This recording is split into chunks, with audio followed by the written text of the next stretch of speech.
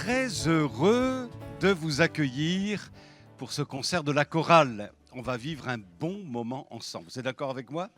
Ça va être des moments bénis, à travers lesquels le Seigneur va certainement nous parler d'une manière ou d'une autre. Et on a la joie aussi d'accueillir un pasteur qui nous vient de la région parisienne. Waouh! Ah oui, tu aimes bien la région parisienne. Abednego, voilà, Abednego, on est très content de t'avoir avec son épouse Ginette. Et c'est vraiment une joie aussi de les accueillir au milieu de nous. Alléluia, on veut que ce soit un temps béni où le Saint-Esprit agit au milieu de nous, touche nos cœurs, nous fasse du bien. Voilà, tu vas être sage, hein, tu vas être sage avec nous, tu vas écouter, tout va bien se passer. On va prier ensemble. Amen. Merci Seigneur pour ces moments qu'on veut bénir dans ta présence. Tu vas faire de belles choses au milieu de nous. Tu vas révéler ton nom, ta personne, ton amour. Seigneur, on est tellement heureux que tu sois au milieu de nous. Veuille bénir nos amis choristes, musiciens. Seigneur, on va se réjouir tous ensemble et tu béniras Abednego aussi dans la délivrance du message. À toi toute la gloire, notre Sauveur. Amen. Amen.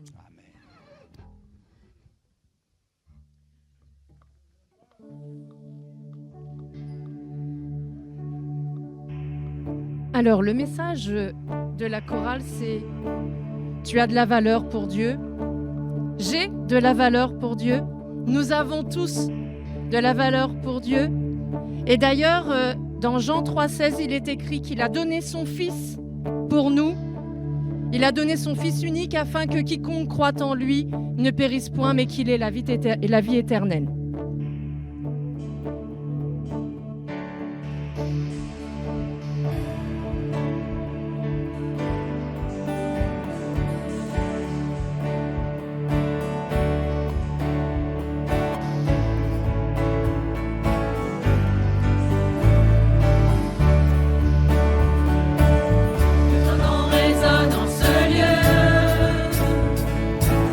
Que ton nom résonne en ce lieu.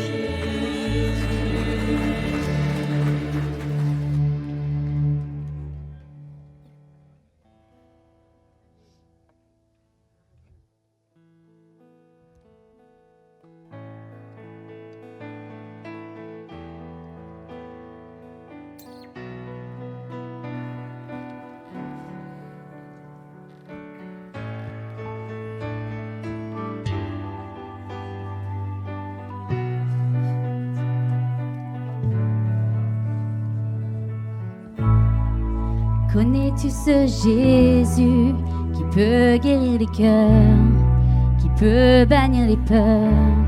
Oh, oh, oh, oh. Connais-tu ce Jésus qui calme les tempêtes, qui a effacé notre dette? Il est ici parmi nous, il est ici parmi nous. Ouvre tes yeux, prépare ton cœur, Dieu est ici parmi nous. Oh, oh, oh, oh, oh, oh. Dieu est ici parmi nous. Oh, oh, oh, oh, oh. Dieu est ici parmi nous. Connais-tu ce Jésus qui peut briser les chaînes, qui fait toutes choses nouvelles? Oh, oh, oh, oh. Connais-tu ce Jésus qui pardonne nos péchés? Il est le roi ressuscité. Il est ici parmi nous, il est ici parmi nous. Ouvre tes yeux, prépare ton cœur, Dieu est ici parmi nous. Il est ici parmi nous, ouvre tes yeux, prépare ton cœur, Dieu est ici parmi nous. Oh, oh, oh,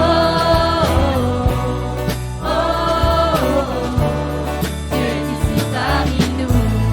Oh, oh, oh, oh, oh. Dieu est ici parmi nous.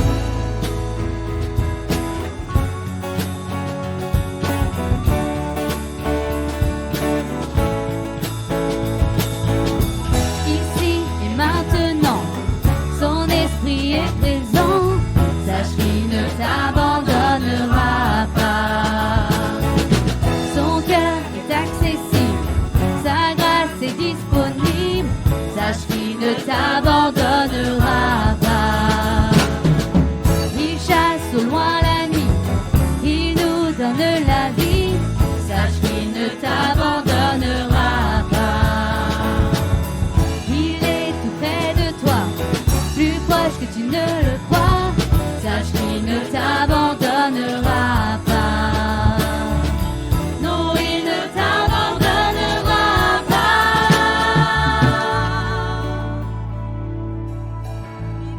Il est ici parmi nous, il est ici parmi nous. Ouvre tes yeux, prépare ton cœur, Dieu est ici parmi nous. Il est ici parmi nous, il est ici parmi nous. Ouvre tes yeux, prépare ton cœur, Dieu est ici parmi nous.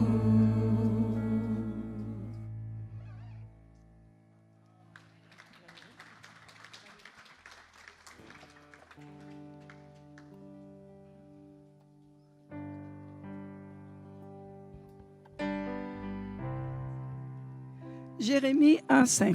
Avant de t'avoir formé dans le ventre de ta mère, je te connaissais.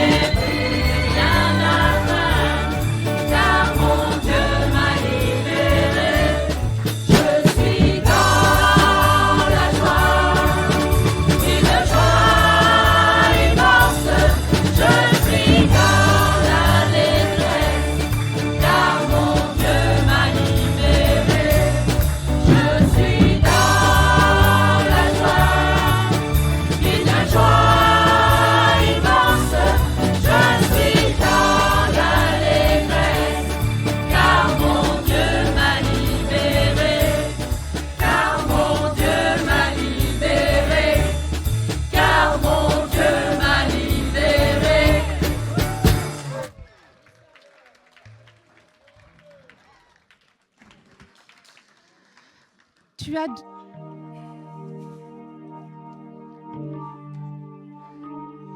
as de la valeur. Il est écrit dans la parole de Dieu au psaume 139, 13. C'est toi qui as formé mes reins, qui m'as tissé dans le sein de ma mère. Je te loue de ce que je suis une créature si merveilleuse. Quand je n'étais qu'une masse informe, tes yeux m'envoyaient et sur ton livre étaient tous inscrits les jours qui m'étaient destinés afin qu'aucun d'eux existât.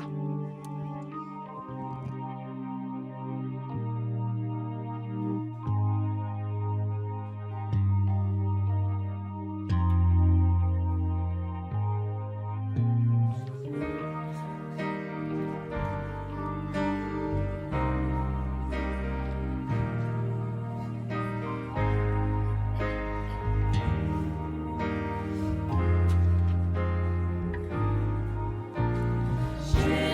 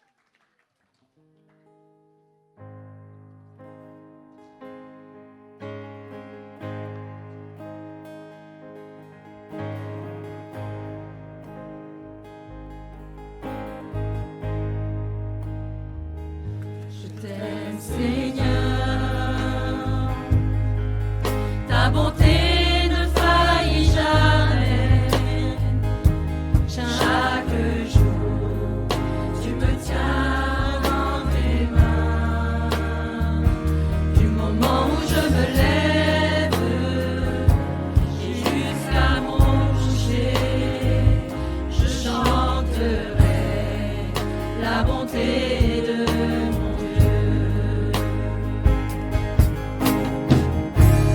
De ma vie, tu as été fidèle. De ma vie, tu as été si bon.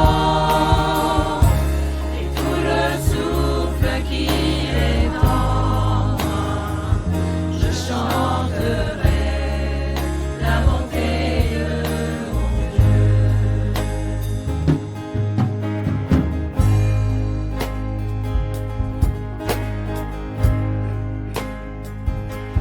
J'aime ta voix, tu m'as conduit hors de l'épreuve, dans les buissons, tu te tiens tout près de moi. Je te connais comme un père, tu es mon ami, et j'ai vécu dans la bonté de mon Dieu. De ma vie, tu as été fidèle. De ma vie, tu as été si bon. Et tout le souffle qui est en moi, je chanterai la bonté de mon Dieu. De ma vie, tu as été fidèle. De ma vie, tu as été si bon.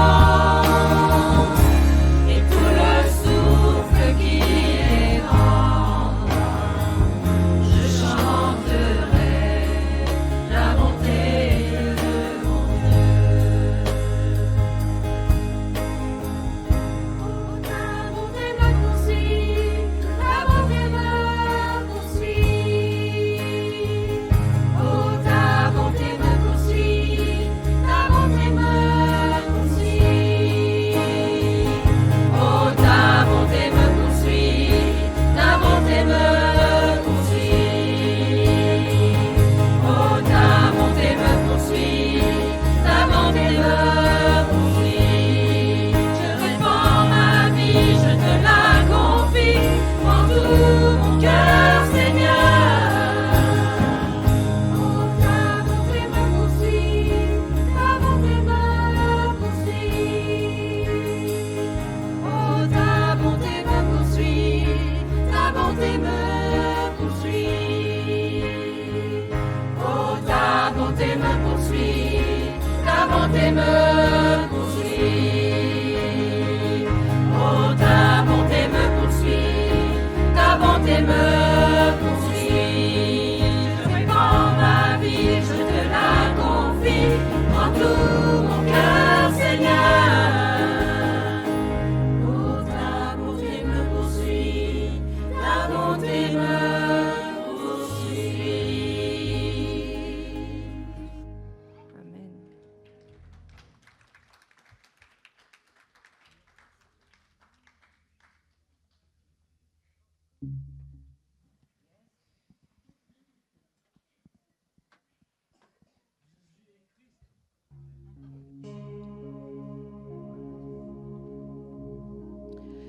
Tu as de la valeur. D'ailleurs, il est écrit dans Ésaïe 49:15, « Une femme oublie-t-elle l'enfant qu'elle allait? N'a-t-elle pas pitié du fruit de ses entrailles? Quand elle l'oublierait, moi, je ne t'oublierai point. »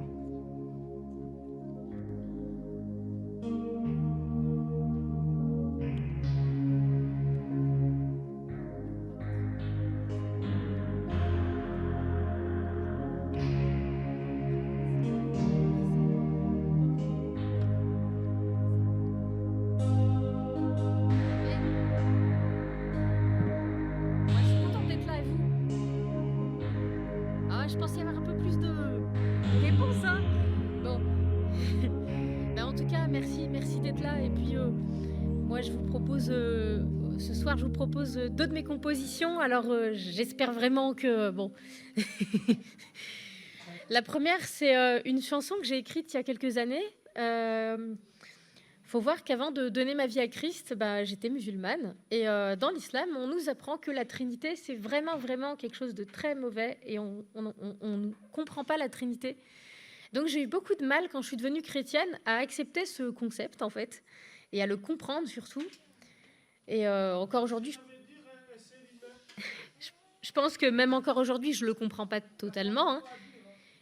Mais Dieu m'a éclairé sur ce concept-là. Et d'un coup, en fait, j'ai prié et Dieu m'a vraiment éclairé sur ça. Et du coup, il m'a poussé à écrire cette chanson qui s'appelle « Tout part de Troie et il revient ». Et voilà.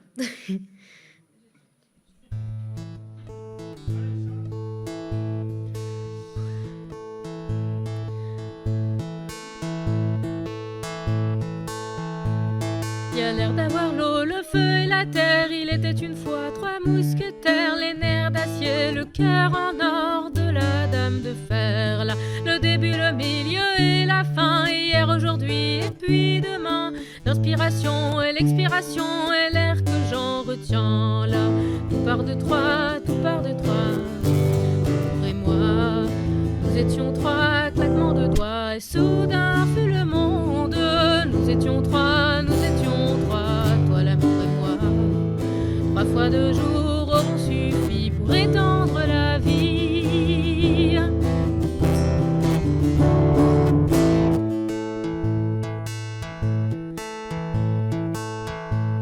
Le silence, la parole et le cri, le Père, le Fils et le Saint-Esprit. À ce que je veux dire, les mots qui fusent et ce que t'as compris. Là, l'entrée, le plat, puis le dessert, l'union, la trahison et puis la guerre. 3 jeunes marins qui depuis 3 mois n'ont pas touché terre. Là, nous étions trois, toi l'amour et moi.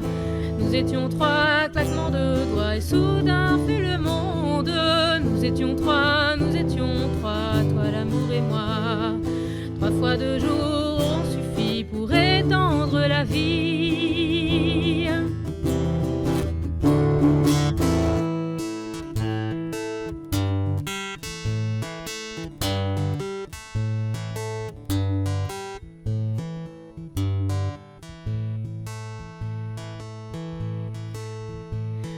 Le bon, la brute et le truand, le père, la mère et les enfants, ceux qui dirigent, ceux qui suivent et les mécontents. Là, tout part toujours d'un point pour aller au prochain.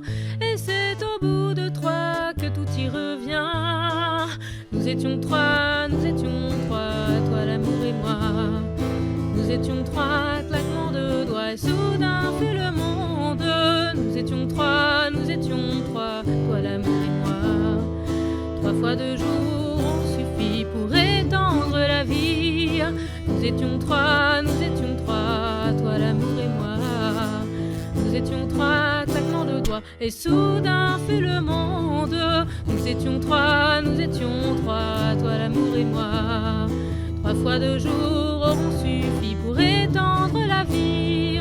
3 fois 2 jours auront suffi pour étendre la vie.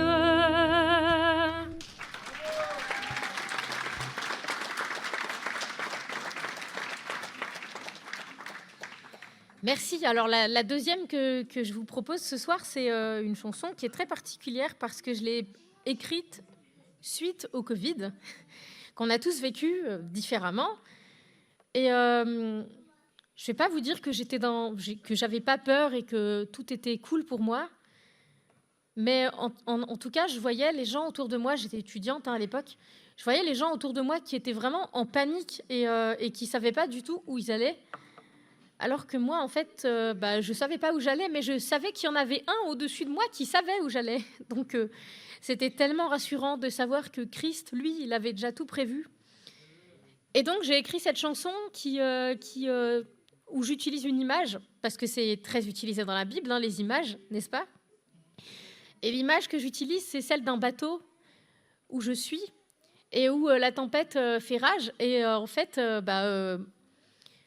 chacun a des réactions différentes. Il y en a qui vont se savoir déjà condamnés, d'autres qui vont chercher à s'échapper. Et moi, je suis dans la paix. Voilà ce que je dis. Et donc, je parle de celui que mon cœur aime. Et celui que mon cœur aime, c'est l'Éternel, c'est Dieu. Et voilà, je vous propose cette chanson.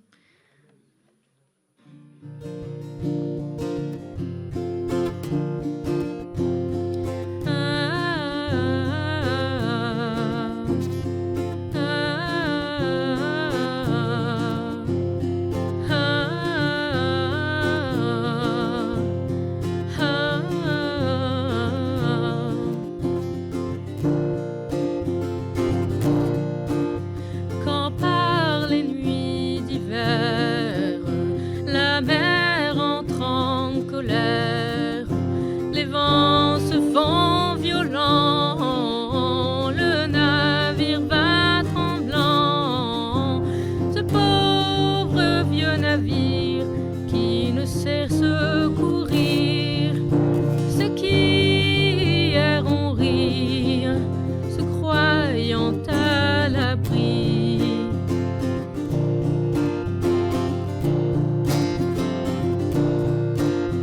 Du matelot qui se démène pour qu'on le regarde à peine, au vaillant capitaine qui croit tenir les rênes. Je les ai tous vus à terre qui pleuraient leur misère. Je les ai tous vus à terre qui pleuraient leur misère.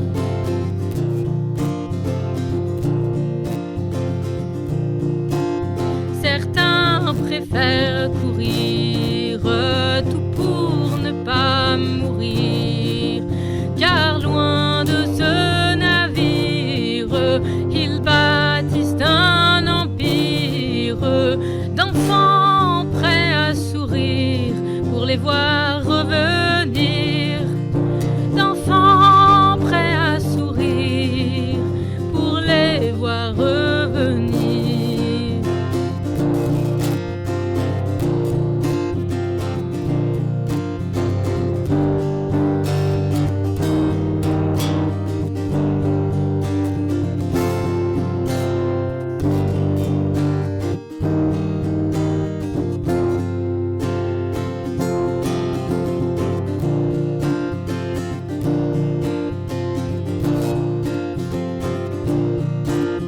Pour moi, la mer est haute, comme elle est pour les autres, pas plus haute que celui que mon petit cœur chérit. Tant que mes genoux sont fléchis, je ne crains pas pour ma vie.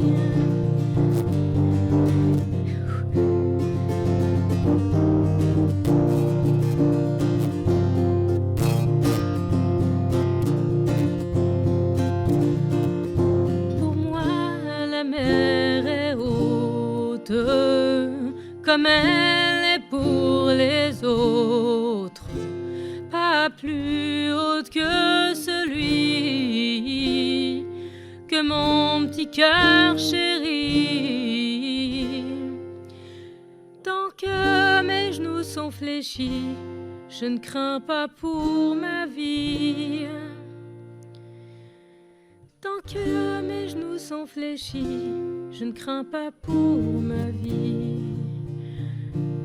Celui qui cherche un abri, quand mon berger il se confie.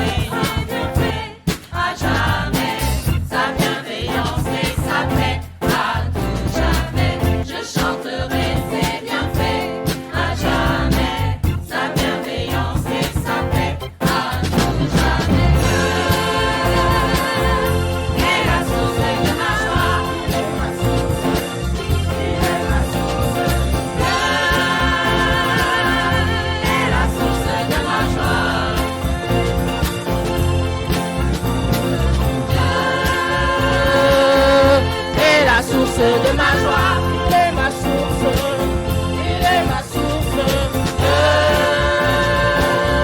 il est la source de ma joie.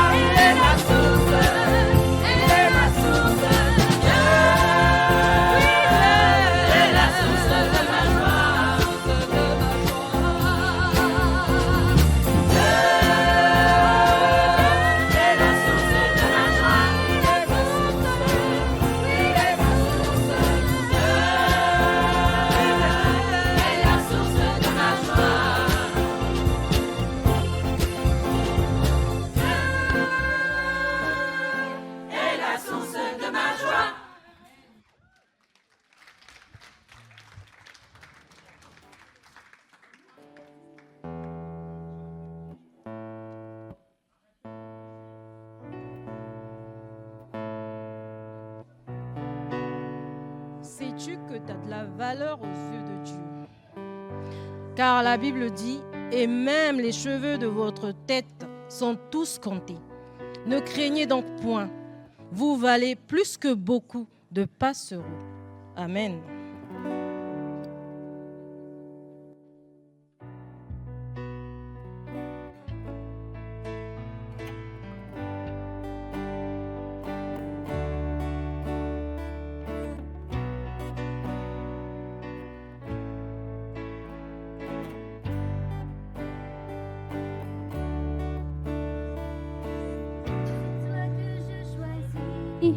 Puissant Rédempteur pour guider mes pas.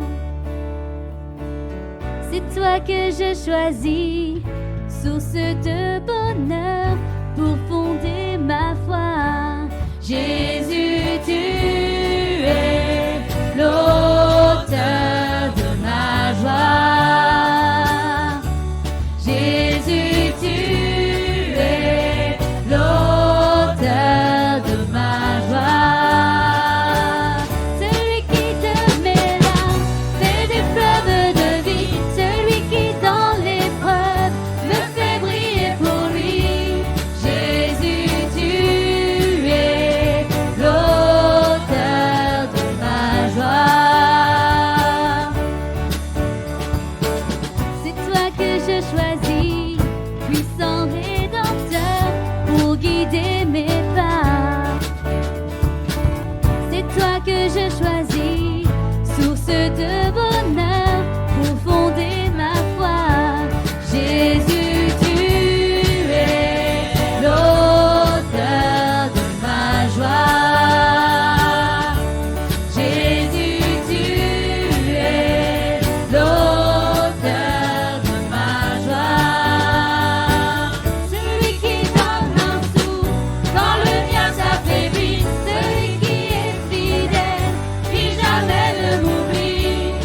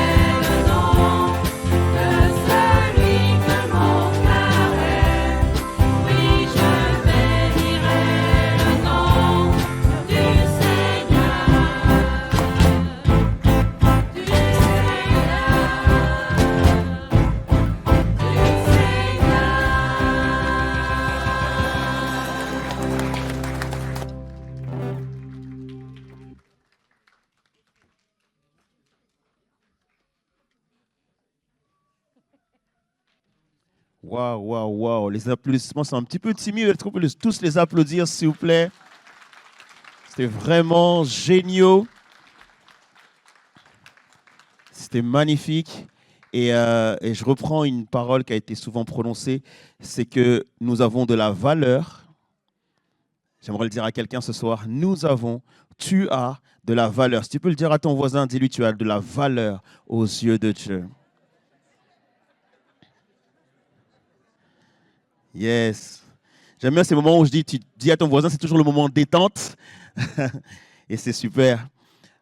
Juste vous partager quelques mots de la parole de Dieu.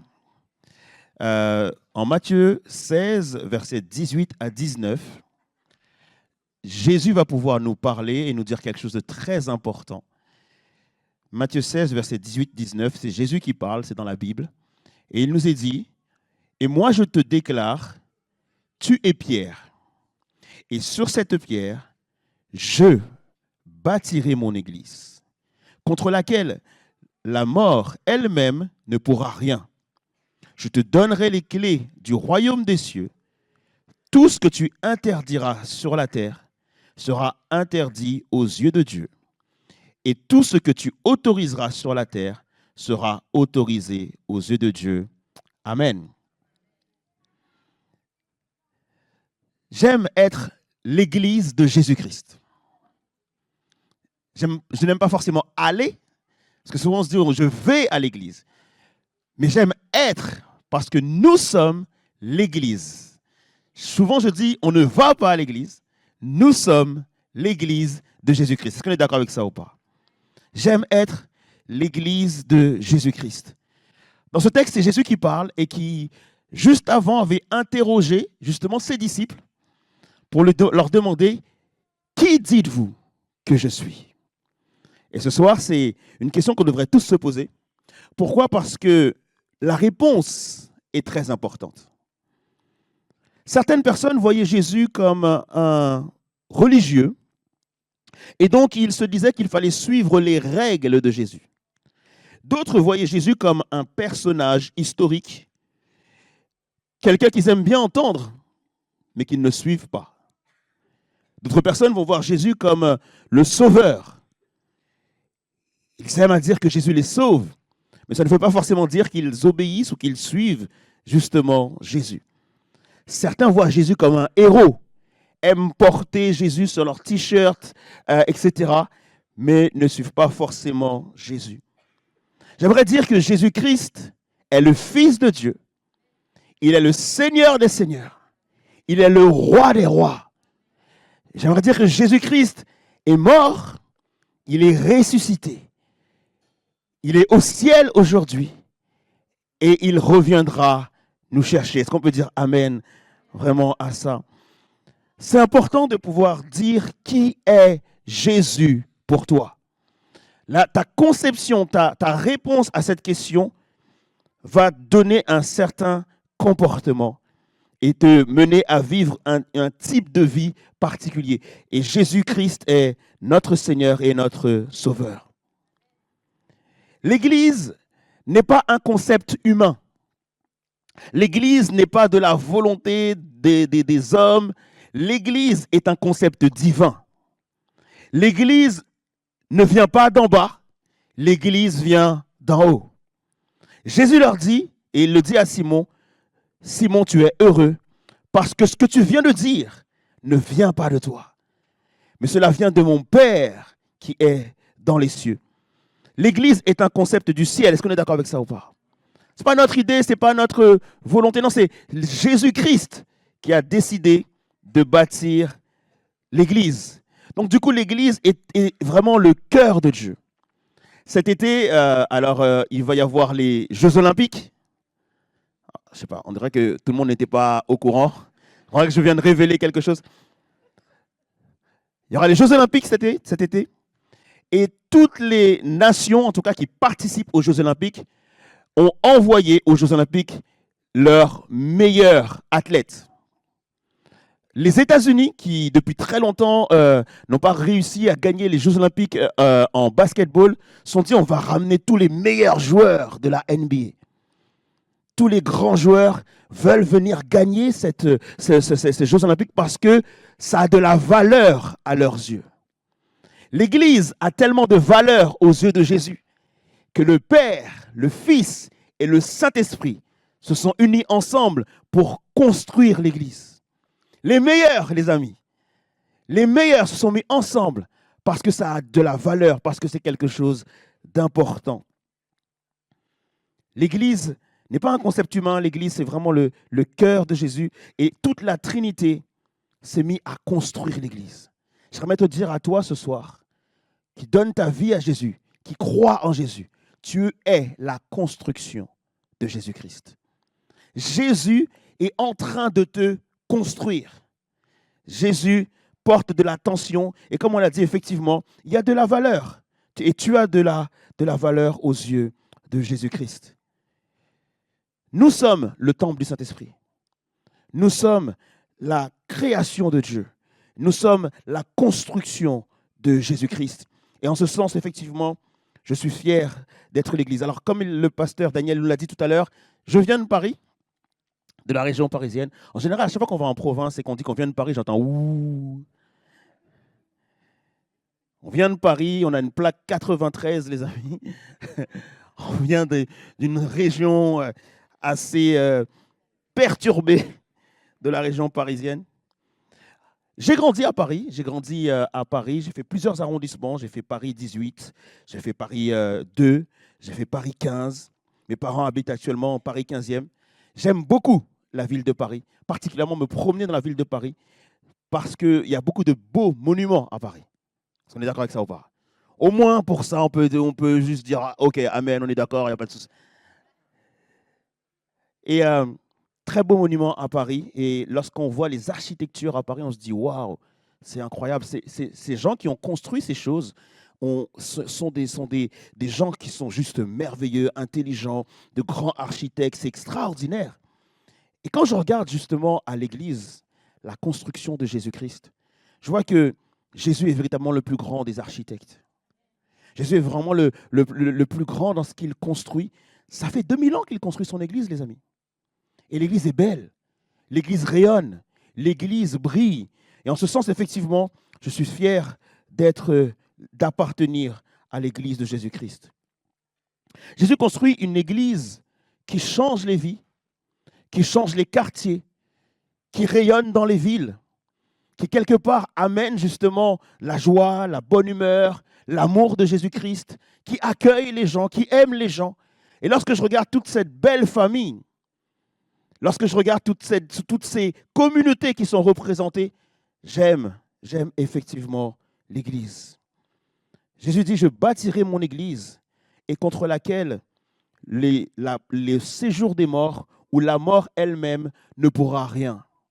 C'est l'une des raisons pour laquelle justement j'aime l'Église. L'Église est le seul rempart contre l'enfer. L'Église est la seule force qui peut se tenir et se dresser contre l'enfer. Il n'existe aucune autre force qui puisse résister à la mort. La mort fait peur à tout le monde, sauf à l'Église. Parce que c'est l'Église de Jésus-Christ.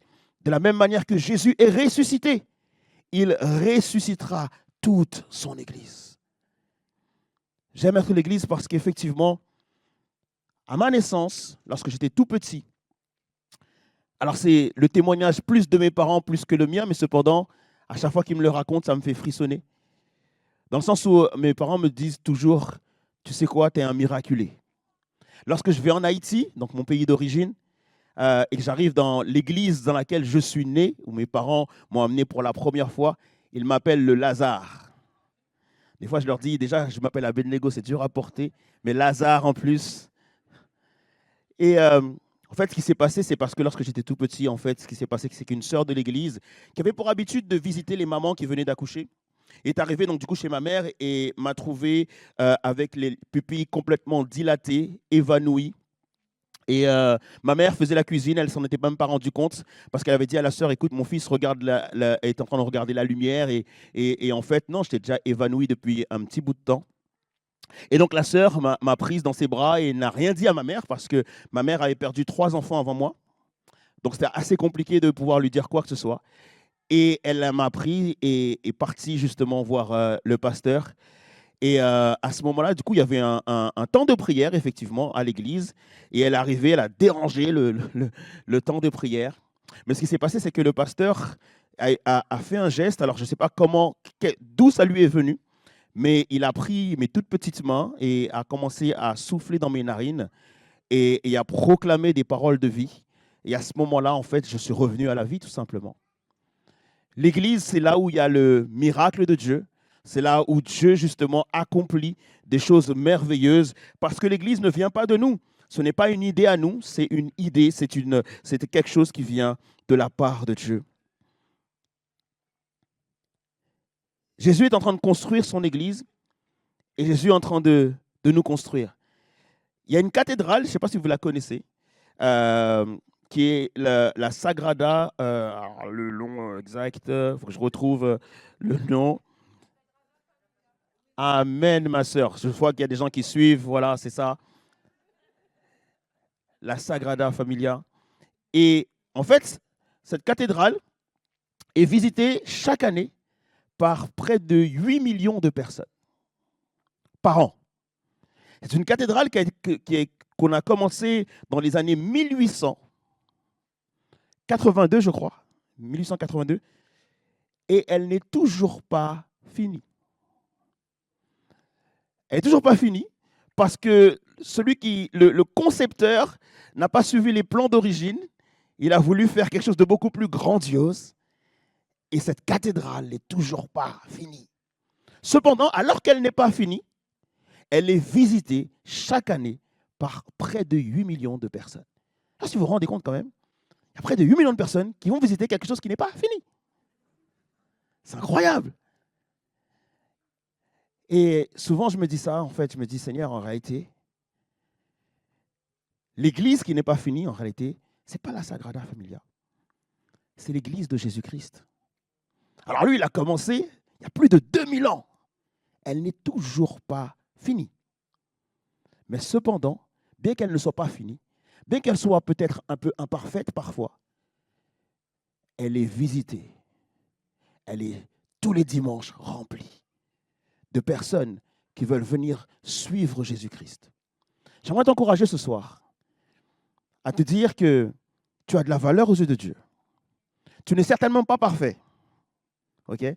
Lorsqu'on vient à l'église, on a l'impression qu'on est parfait. Il faut demander aux familles des gens, il faut demander aux enfants, il faut demander aux parents, il faut demander, voilà. On n'est certainement pas parfait, c'est vrai. Mais cependant, tu es la construction de Jésus-Christ. Et tu n'as pas besoin d'être fini pour briller. Tu n'as pas besoin d'être parfait pour briller. Tu n'as pas besoin d'être parfait pour accomplir l'œuvre de Jésus-Christ. Je voudrais te dire que peu importe ton âge, Jésus a prévu quelque chose pour toi. Peu importe ton âge, peu importe ton expérience, Jésus t'aime. Peu importe ton passé, Jésus t'aime. Peu importe ce que tu as vécu, Jésus t'aime.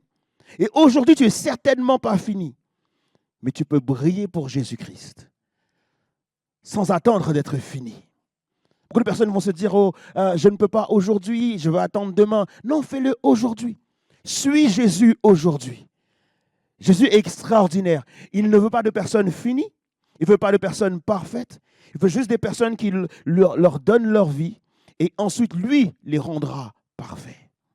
Lui va te finir. Parce que quelque part, il y a une promesse de Dieu où il nous disait en Philippiens 1, le verset 6, « Ce que j'ai commencé, je le rendrai parfait. » Et ça, c'est une promesse de Dieu pour chacun d'entre nous, les amis. Donc, effectivement, je suis béni ce soir de pouvoir être à la chorale et de voir que le terme « la valeur », tu as une valeur aux yeux de Dieu, c'était ce qui était venu sur mon cœur. Et je suis content que vous ayez pu le chanter et le dire à chaque fois, parce que j'aimerais dire à quelqu'un ce soir, tu as de la valeur aux yeux de Dieu. Tu as de la valeur aux yeux de Dieu. Tu es tellement important pour Dieu qu'il a donné son Fils unique pour que tu puisses avoir la vie.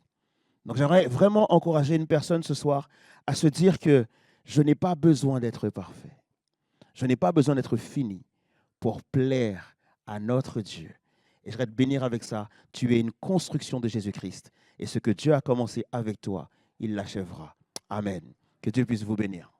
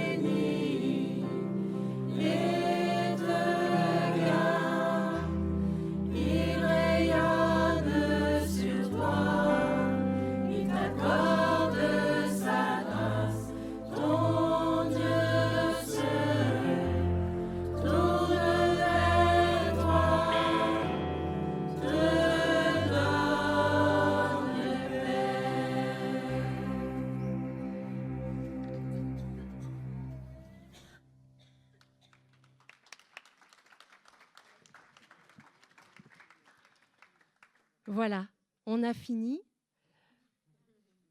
On vous a un petit peu dévoilé notre cœur, la joie qu'on a dans notre cœur, mais on voulait finir vraiment. Pour que vous soyez bénis, on voulait vraiment faire cette prière-là, pour que le Seigneur puisse vous bénir à tous.